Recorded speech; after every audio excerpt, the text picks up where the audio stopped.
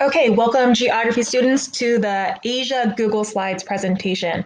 This is going to be an abbreviated lesson covering the regions of South Asia, East Asia, and Southeast Asia. So first, let's learn about some countries and the absolute location of South Asia. We have Pakistan flying in from the west, India, the subcontinent in the middle, with Nepal to the north, Sri Lanka as an island off the southern tip of India, Bhutan to the east of Nepal, and Bangladesh. Let's go over the absolute location of some East Asian countries. We start with Mongolia to the north, China, North Korea, South Korea to round off the Korean Peninsula, the archipelago of Japan, and the island of Taiwan. The last of the three regions is Southeast Asia. We start with Myanmar, also known as Burma, Thailand, Laos, Cambodia, Vietnam, Malaysia, which is found here on the southern tip of Thailand, and also this northern part of Indonesia. Here's the Indonesian archipelago, and then the Philippines. Now, if you wanted to also count Singapore, that would be right here. Let's change that color so it's not the same color as Malaysia. That would be right here, a small little city-state of Singapore. Now, where in the region? So this is where geographers ask the question, what defines these three regions as specifically a region? So South Asia is defined as a region mainly due to its geography. It's located on the Indian plate. So if you think back to your science classes, think about plates and plate tectonics.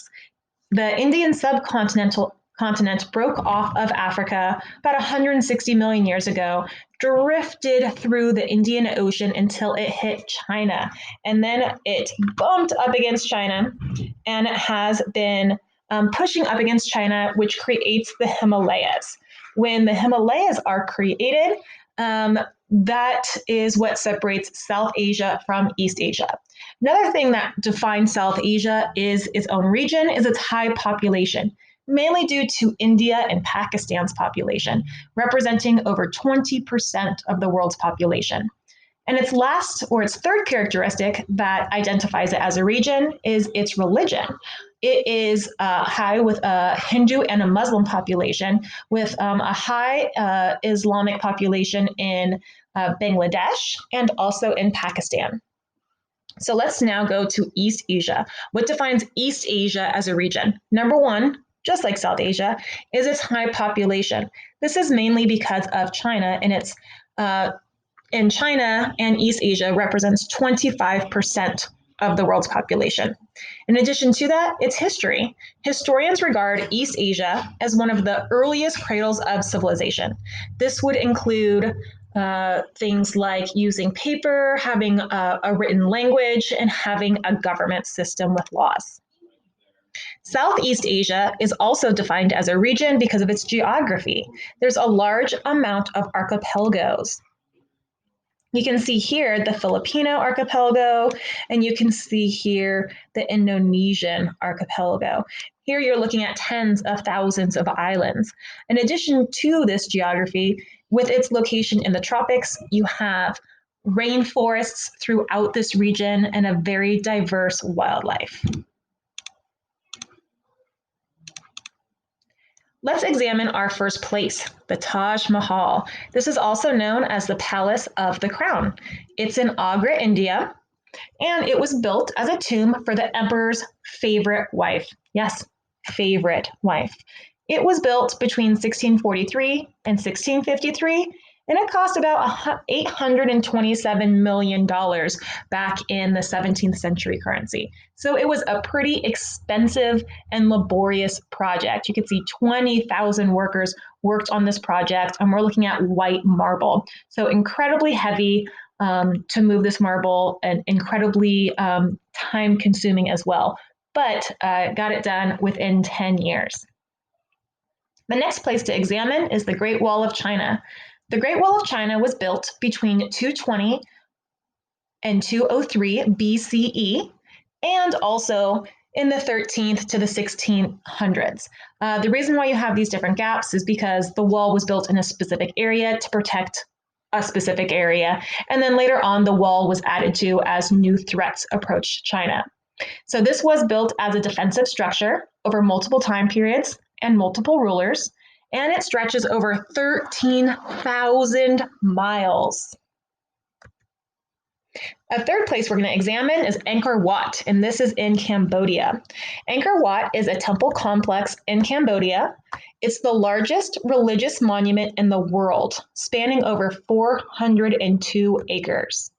It was originally constructed as a Hindu temple dedicated to the god Vishnu, but it was later transformed into a Buddhist temple at the end of the 12th century. Another place to explore would be Singapore. This is a very industrialized city-state. It's really industrialized because it's the economic and cultural hub of Southeast Asia. There being on that southern tip of Malaysia, it has a perfect geographic location to have easy access to trade between all of Southeast Asia, East Asia, and South Asia. You can also have easy trade through the Pacific Ocean with its geographic location. However, be aware that they do have strict laws against gum chewing, spitting, graffiti, and drug use. Singapore has an incredibly high standard of living, with the average person in Singapore earning close to $100,000 a year. So let's examine some tourist spots. First, let's go into Tokyo. This is the capital of Japan. Now, Tokyo, as you can see from this image, is a very industrialized, highly developed city. Now, the population of Tokyo is about 30 million people. So because of that, in Tokyo, people have to utilize space really effectively. This is a capsule hotel. You see this picture on the left. And these are cheap rooms, in quotes, if you need just a place to sleep. And you can see in these rooms here, it's basically a bed for you to stay in. Here you have stairs to go into the next level. So you could have somebody sleeping quite literally on top of you. These are relatively cheap, but it's just for a quick stay, typically if somebody is there in business. The Ritz-Carlton is home to one of the most expensive rooms in the world, $18,000 per night. So it can be really, really costly, really, really expensive to stay or live in Tokyo. Something that's pretty cool in Tokyo is the Harajuku fashion. And this is a movement against, quote, strict societal rules and pressure to fit the norm. So in Harajuku fashion, you see people mixing colors, mixing print, doing funky things with their hair, and really it's a form of cultural expression. Let me erase that and move on. So let's look at human interaction with the environment. So terracing, like I said, Tokyo has a really high population of 30 million people. The island of Japan has a high population of over 130 million people with a small amount of space. And so some of these East Asian countries, specifically in Japan, utilize terracing as a way to interact with the environment. Terracing is taking a sloped surface that's cut into a series of platforms for the purpose of more effective farming. So this is something that allows you to use every step and every inch of the land, as you can see here. So if you have a lot of mountains, which exist in China and also in the Korean Peninsula and in Japan, you can have farming on these steep cliffs. It's also an effective space to grow crops, especially rice, as you can see here, which often needs to be flooded in order to be cultivated. Let's look at some rubber plantations. This is a way of farming mainly in Sri Lanka or interacting with the environment in Sri Lanka. Rubber is a valuable cash crop for Sri Lanka, which has over 122,000 hectares of rubber plantations.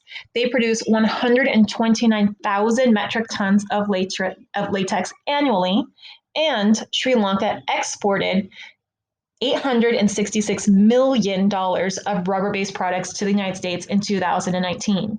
So using rubber plantations and tapping the rubber trees is a vital economic system in Sri Lanka. In Southeast Asia, sadly, a way of humans interacting with the environment is deforestation. Again, you have a ton, thousands upon thousands of islands spread across Southeast Asia in that tropical zone. So you have a lot of rainforest in Indonesia, in the Philippines, in Malaysia, and it's really hard to regulate the rainforests when they're spread over such a vast geographic area. So logging is a big problem in Southeast Asia, and it's destroying one of the world's oldest living indigenous rainforests. So the question you should really ask yourself is, what are ways that Southeast Asia can protect their rainforests? Specifically, since it's spread throughout a variety of different countries on a variety of different islands. How do you manage that? You can look at this image here, this map, and see just the tropical environment of Southeast Asia. Southeast Asia is mainly located in that tropical zone, and this leads to a high concentration of rainforests. You can see, if you examine this key or this legend right here, that you have a ton of tropical evergreen mountain forest, tropical evergreen lowland forest, tropical seasonal and dry deciduous forests, mostly throughout these islands, as I had been mentioning here. And how do you protect all of the forests on those islands? Let's look at some mountain ranges. The Himalayas are located in South and East Asia. This is what separates South from East Asia. And you have over 50 mountains in this range exceeding 23,600 feet. So here you have the Himalaya Mountains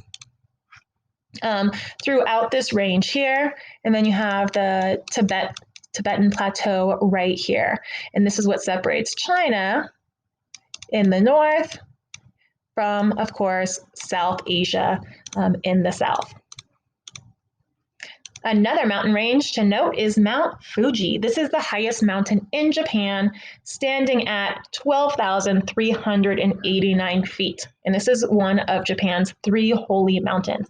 And as I had mentioned, with Japan being such a small group of islands, about 5 main islands, but many smaller islands attached, if you have mountain ranges, how do you effectively utilize the land in order to fit such a high population? Let's shift to climographs. So a climograph, remember, is something that measures temperature and precipitation. So it measures temperature on the left-hand side and precipitation or rain on the right-hand side. So here you can see this, which is Kathmandu, which is in Nepal. And you can see that based on this, July average rainfall is about 390 millimeters or 15 inches.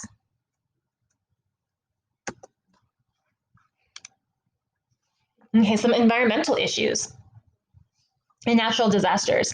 Natural disasters such as monsoons, tsunamis, and cyclones have devastating effects on South Asia, resulting in destruction of property and death. So a tsunami is a tectonic plate movement in the Indian Ocean create earthquakes, leading to tsunamis, huge waves caused by underwater earthquakes. So this is something that happens in the Indian Ocean, but it also happens a lot in the Pacific Ocean. And you have countries like Japan that also suffer from the effects of tsunamis. Now, a cyclone is a high wind and heavy rain that cause flooding and destruction. So you can look here in this monsoon, tsunami, and this cyclone. Let's shift to examining the economy. So you can see I have here South Asia, and then I have East Asia, and then I have Southeast Asia separated by region. So you can see that in South Asia, they pretty much have a very similar economy with a really low per capita income in comparison to East Asia, right? In South Asia, you're looking at Pakistan, Bhutan, Bangladesh, Nepal, Sri Lanka, and India, definitely less than $20,000 a year. When you get into East Asia, you have Taiwan, Japan, South Korea, China, Mongolia, and North Korea. So I'm going to extend that here. You have higher per capita income, topping out at $50,000 a year for Taiwan.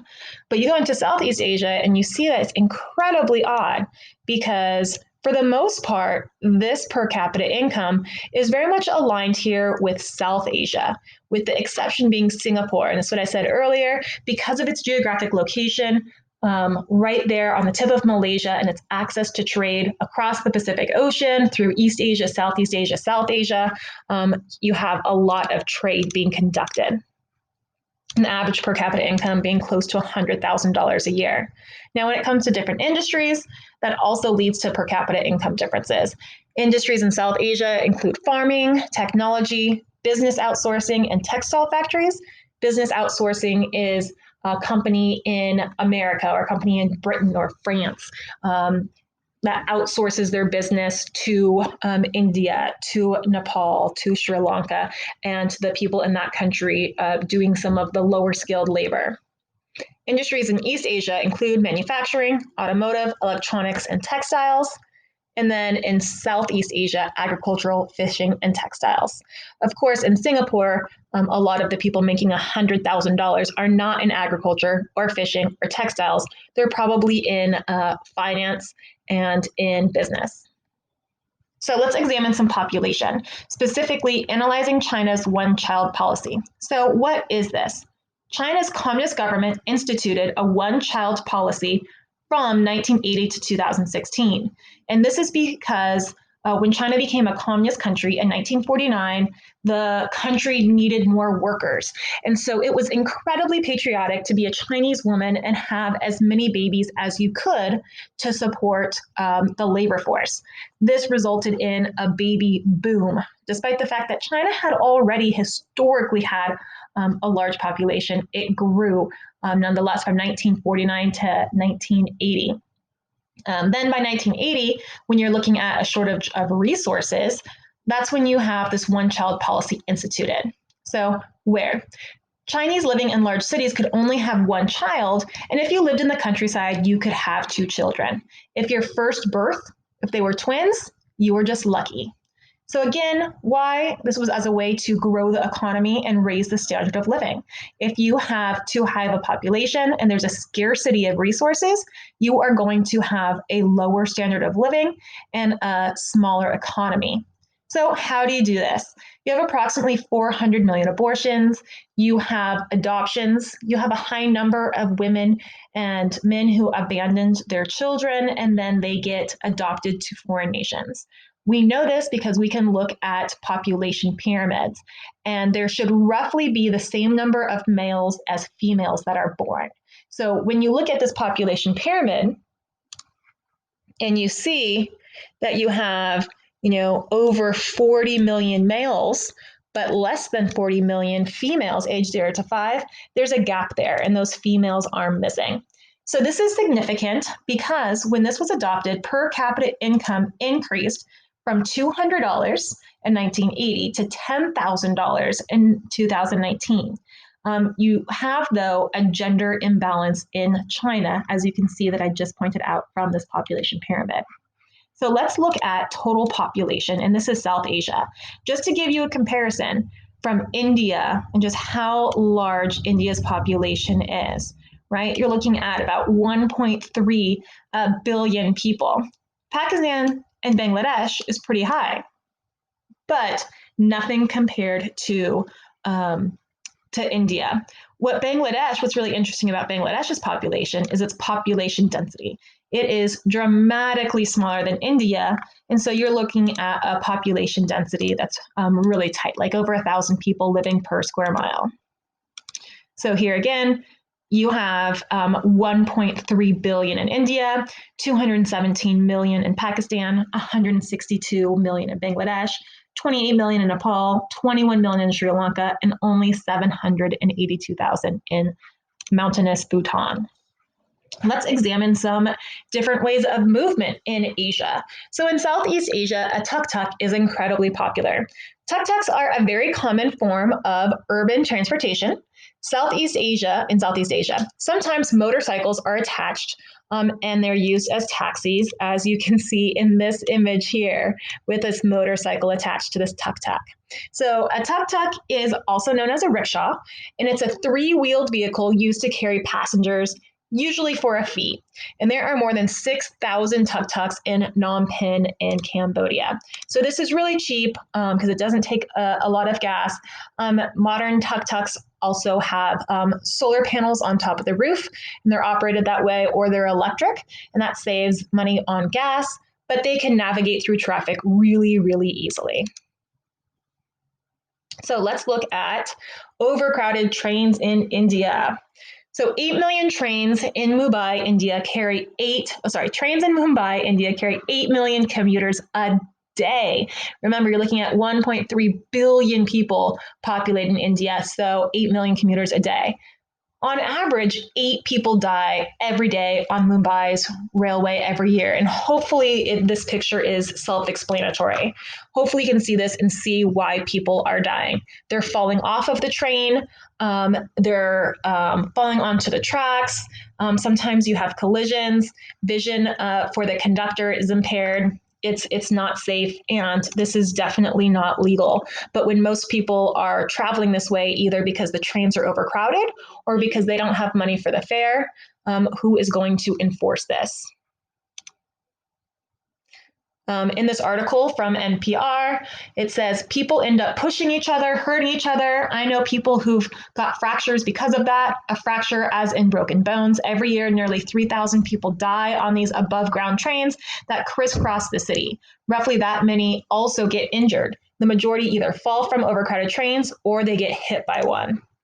So this is definitely a problem in India. Mongolia definitely has a different way of movement, specifically because they have a lower population, a dramatically lower population, and a totally different geography. So Mongolian nomads are master horseback riders, a skill needed to control their herd and traverse the land. So what is a nomad? Hundreds of thousands of Mongolians are nomadic, which means they drive their herd across the land in which they live. So they drive their herd across the land, they live off of the land, and they live off of their herd. Nomadic Mongolians live in a gur, a large portable tent made of felt, tarps, and wooden slats. And you can see that here. So you see the tarp to protect them from the elements, and it can get rather cold in Mongolia. So this is a way to also trap the heat. And you can see that with this furnace pipe right here. Some of these urs are elaborate and decorated with really elaborate wooden doors, wooden slats. But something that you have to remember is that you have to pack up your gur and every 6 months or so as you move. And you can see in modern day, we have solar panels. Okay, let's transition to looking at some government aspects.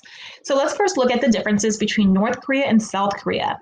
So the Korean Peninsula has been divided since 1945 when Japan surrendered during World War II. Japan had occupied the Korean Peninsula, and when they lost, they had to leave their occupied territory, and the Korean Peninsula was one of those territories. Because the Soviet Union had joined the war, on the side of the Allies, on the side of America and Great Britain and France, by the time the second atomic bomb was dropped, they were involved in the peace negotiations. So the Korean Peninsula was split in two at the 38th degree parallel line. So that's the line of latitude. And it was decided that the Soviet Union would reorganize the North, and America and the Allies would reorganize the South. This was a tactic that was done post-World War II in a variety of locations. It was done in Vietnam, it was done in Berlin, and it was done in Germany. And to be honest, it really did not work anywhere it was done. The idea was, after a few years of reorganizing the territory, setting up a government, that the two sides would vote on what government they would adopt. Spoiler alert, this vote never happens. In North Korea, they developed a dictatorship with a single party system that the Soviet Union helped cultivate. Then they invaded South Korea and a war ensued between 1950 and 1953. Now, the war never really ended. It just ended in a ceasefire, which means technically the war is still going on, although the fighting stopped in 1953. And since then, you see North Korea and South Korea develop two very different governments, economic systems, and societies. In North Korea, you can vote. I'm using quotes here. You can vote at 17 years old. In fact, it's really hard to see how voting is done in North Korea. That's kept very secret. The Democratic Peoples of Korea, as it is called, has universal voting. And I think it's 5 years that they elect the supreme leader. Kim Jong-un won the last election with 100% of the vote, with 100% voter turnout. So I don't know if you want to say, yay, good for him, or that seems kind of suspicious. Their economy is not very strong. The average per capita income is $1,700 a year in this population of 25 million. The life expectancy is 76 and its urbanization is 62. You can see it's not very developed, especially when it comes to electricity, by looking at the satellite image of North Korea. Here's the capital, Pyongyang. Whoopsies, right here, and you can see how it's barely lit up. This is Seoul, the capital of South Korea, and you can see it tells a totally different story. Suffrage is 18 years, average per capita income is 39,000, population is double, life expectancy is almost 80, and its urbanization rate is 81.4%. North Korea is also known to have a variety of human rights violations. In this United Nations report, it says that according to that standard, the standard of having developed human rights, the Commission finds that the body of testimony and other information it received establishes that crimes against humanity have been committed in the Democratic People's Republic of Korea. So this is something where there is misinformation, disinformation in North Korea. If you commit a crime, you are sent to a prison camp. And not only that, but the next several generations are. So the parents will go to the prison camp, maybe the grandparents, and then the children. The whole idea is if you committed a crime, you're a bad person. It's in your genes. It's in your DNA. Let's wipe that out from your children as well. Okay, it's on a totally different note. Let's examine place. But this time when we examine place, let's talk about when there are questions about who has sovereignty or supreme power or authority. China claims sovereignty over Hong Kong and Taiwan. Hong Kong. The United Kingdom held Hong Kong as an imperial outpost since 1841. 1997, the UK released Hong Kong to China, and Hong Kong is now a semi-autonomous under the one country, two systems policy, meaning that they should, in theory, have free speech and freedom of assembly. However, that's not always the case. In Taiwan, China also claims rule over Taiwan after Japan's defeat in World War II. After China became communist, Taiwan operated under their own political system, which China does not officially recognize. So again, when it comes to Hong Kong and Hong Kong and Taiwan, China claims authority over both territories. Sometimes China and the Chinese government will come in and have strong trade regulations on either territory, send in the Chinese military to stop assembly and freedom of speech. But China likes to maintain control over these two areas. And you can see here, relatives urge China to return 12 detainees to Hong Kong. If you're seen speaking out against China, you could be arrested. In Hong Kong, with people protesting against China, please tackle 12-year-old girl to the ground. Taiwan's KMT denounces China, claim it will beg for peace, right? So you have all of this tension over control. Taiwan claims severe provocation after China has military drills in their country. Another question of place is Tibet. Tibet is an autonomous region of China. Again, Tibet is a region that China has claimed is theirs. Now, Tibet occupies the Tibetan Plateau of Central Asia. Prior to the 1950s, Tibet was largely isolated, being a unique place home to Tibetan Buddhism and the Tibetan language. Tibet was incorporated into the People's Republic of China in 1950 after the Communist Revolution. China currently, just like Taiwan and just like Hong Kong, views Tibet as part of their state. However, many in Tibet believe that Tibet is sovereign. They're fully autonomous and they are their own state, and believe that they're an independent nation governed by the spiritual and head to the Tibetan Buddhism, the Dalai Lama. So since we're mentioning Tibet and Buddhism, let's talk about some religion. Hinduism. Hinduism is a polytheistic religion that believes in many gods. They also believe in reincarnation, believing that a soul is reborn after death and one's actions or karma in their life determine their next. Islam, the followers are called Muslims, and they believe in the 5 pillars. There is only one God, Allah. 2, you pray 5 times a day towards Mecca. 3, you should give alms to the poor. 4, fast during Ramadan. And 5, pilgrimage to Mecca. These are 2 religions that are mainly popular in South Asia. Buddhism is also a heavily popular religion in South Asia. Followers of Buddhism believe in the 4 noble truths. 1, the truth of suffering. 2, the truth of the origin of suffering. 3, the truth of the cessation of suffering. And 4, the truth of the path to the end of suffering. Shinto is a popular religion mainly in Japan, and they believe in the way of the gods. And they believe that spiritual powers exist in the natural world.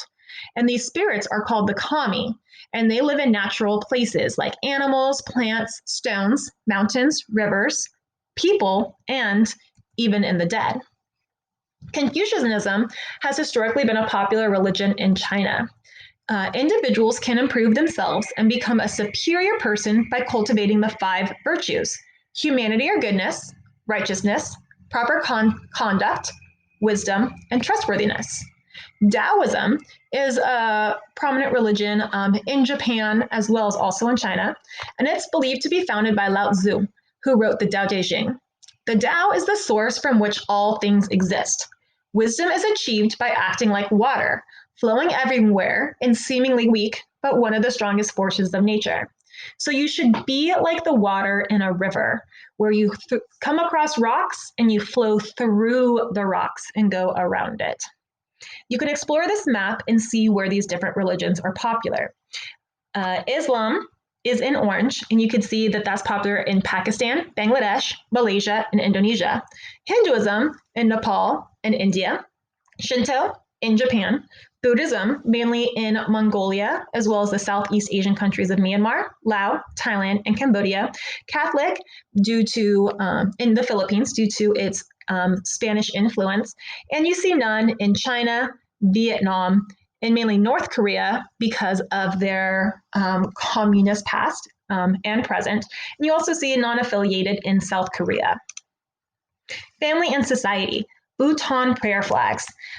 These are iconic prayer flags that can be found around monasteries and temples, bridges, mountains, and they all mean different blessings, and the colors, designs carry different meanings. Now, we had talked about in the previous slide, influence from foreign nations and colonization. So I want to show you this map here that shows you how these different Southeast Asian countries were influenced from colonization, with the red countries being countries that were colonized by Great Britain, Myanmar and Malaysia. Laos, Vietnam, and Cambodia was colonized by France. Spain colonized the Philippines, and America took over. The Filipinos fought bloodily against that for a long time. And the Japanese took over during World War II until they lost. The Netherlands controlled Indonesia, and Thailand was never colonized. Let's take a quicker look at Bangkok, Thailand. So in Thailand, they have a city population of 10 million people. So it is an incredibly high populated city with a really high population density. And it's mainly because, again, its geographic location, mainly located against a major river in the Gulf of Tonkin. It's home to many historical sites, temples, shopping centers. A lot of upscale shopping is also done there. This is a great cultural center for many to visit. That's it. I hope you liked the Asia presentation. Sorry it was so quick. Have a great day.